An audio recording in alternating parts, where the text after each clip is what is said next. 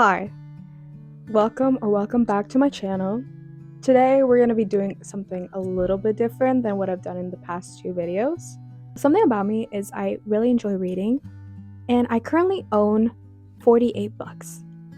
But I've only read 10 out of those 48 books. I know, I tend to be a slow reader. I can take a month to up to a couple of months to finish one book.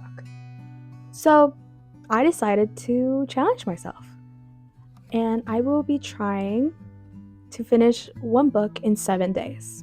Now, the book in question is A Cuban Girl's Guide to Tea and Tomorrow. I will say, I did start reading it like a month ago, and I only read up to page 24, so I haven't really picked it up. So I thought that I will give myself a little bit of an advantage, just a little bit, not too much, to try and be successful with this challenge. Another reason why I may take so long is I started annotating with both tabs and actually writing in my books, but I will challenge myself to still be annotating and finish it in 7 days. Pray for me. But first, let's go make ourselves some tea.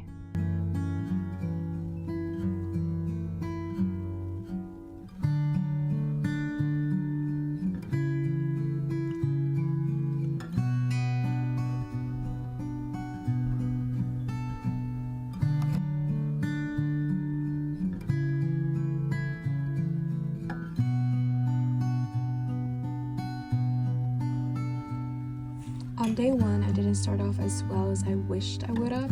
I only read 22 pages. On day 2, I redeemed myself and I read 42 pages.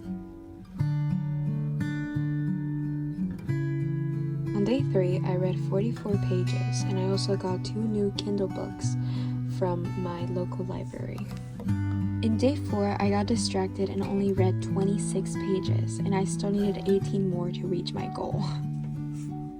Day 5, me and my family went out to dinner, but before that I read a little bit, and then afterwards I read a little more, yet I was still not able to reach my reading goal. Day 6, I needed to take 2 tests and go to the chiropractor, but I still needed to continue reading, if not I would not be able to finish this godforsaken book. I read 51 pages, but that still wasn't enough, and here you can tell how over I am of this.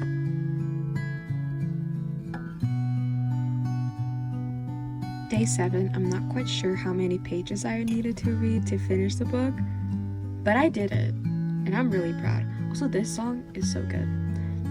Here I'm crying. Yeah, it surprised me too. I finished it. Finally. Right on time, honey. Right on time.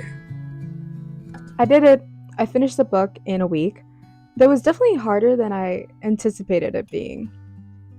To sum up the book is about Lila Reyes. She's Cuban from Miami, and she's a baker. Though she has lost a lot of things in the past few months, her grandmother passed away and her boyfriend of 3 years dumped her. Her best friend also moved without telling her, so that kind of sucks. So her parents sent her to live with her mom's cousin in England. There she meets new people, she falls in love, and that basically sums it up. There's more, but I don't really want to give too much for it to be like spoilers. I will say, this book shocked me in a few ways. I thought it was just going to be like a cute little romance of coming of age, falling in love, her being Cuban and him being from the UK, a little bit different. And it was cute. But I also cried. And I did not think I was gonna cry over this book in particular. I have sadder books in my collection. But this one, I just did not think I was gonna cry in. But I did. So that was interesting. But the question is, would I ever do this again? Probably not.